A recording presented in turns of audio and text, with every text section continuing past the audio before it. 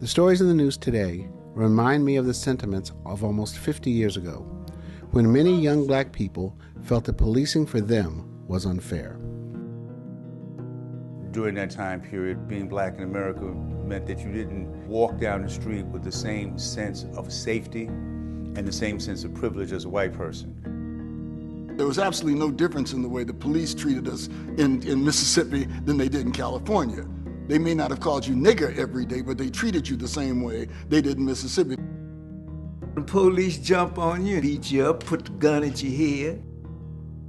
This is what we were going through on a daily basis. I'm tired of it. I'll stay here as long as I have to. Now, as then, the need for change is real. Nearly every black man I know has a story about an encounter with the police. I myself have been stopped, searched, and had a gun put to my head for no rational reason. There. One response to police brutality in 1966 was the founding of the Black Panther Party for self-defense.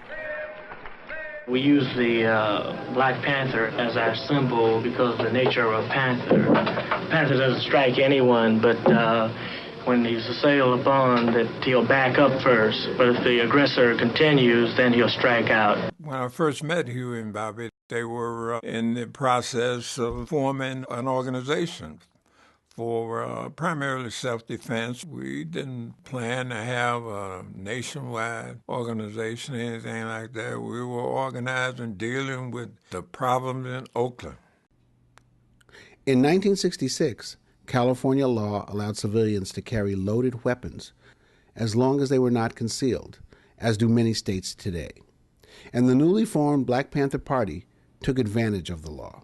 The California Penal Code Section 12020 through 12027, and also the Second Amendment of the Constitution guarantees the citizen a right to bear arms on public property.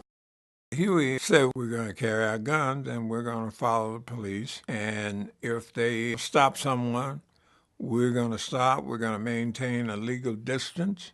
And we're going to observe these so-called law officers in the performance of their duty.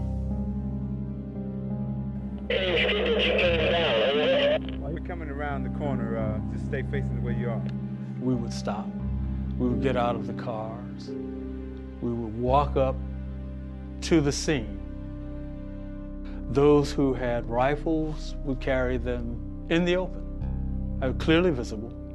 We would stand at a distance where the police couldn't say they were interfering with their arrest or their detention of the individual, and make sure that there was no brutality. The police were confronted by citizens who were not just voicing their opinions, but were armed. They would take the weapon and pass it across like this, and it would sweep right over the officer. No one would do anything until a policeman ejected around in the chamber. Then we would all eject rounds in the chamber. And all up and down the street, you could hear this clackety clack, clack, clack, clack. And then when the traffic stop or the incident's over, they bring the weapon down across by you like this and get back in their car and drive off. It was pretty intimidating. The Black Panther Party spread quickly, partly because young African Americans across the country had similar experiences with the police. We would get calls from Atlanta, Nashville, Raleigh, North Carolina, from Washington, D.C., Bridgeport, Connecticut. Every city, small or large you can think of, wanted a chapter of the Black Panther Party. There's no question that the Panthers were provocative, but there's also no question that law enforcement exaggerated the threat they posed and overreacted. Do you feel the nation is in trouble? I think very definitely it is. Well, what is the answer? The answer is vigorous law enforcement. That's the only answer? That's the only answer.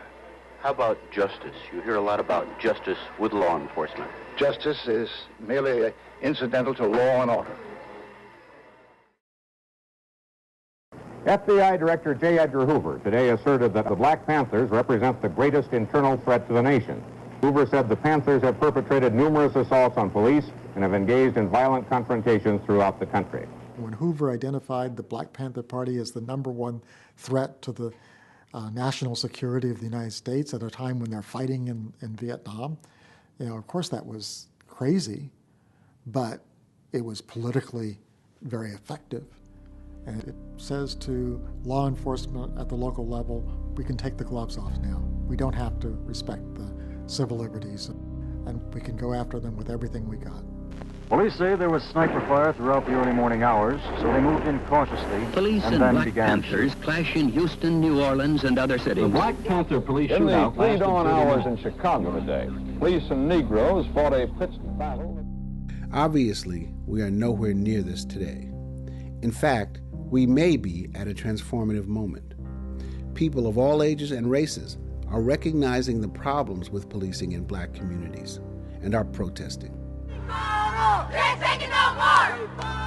Can't take it no more! Can't take it no more! This is the police department.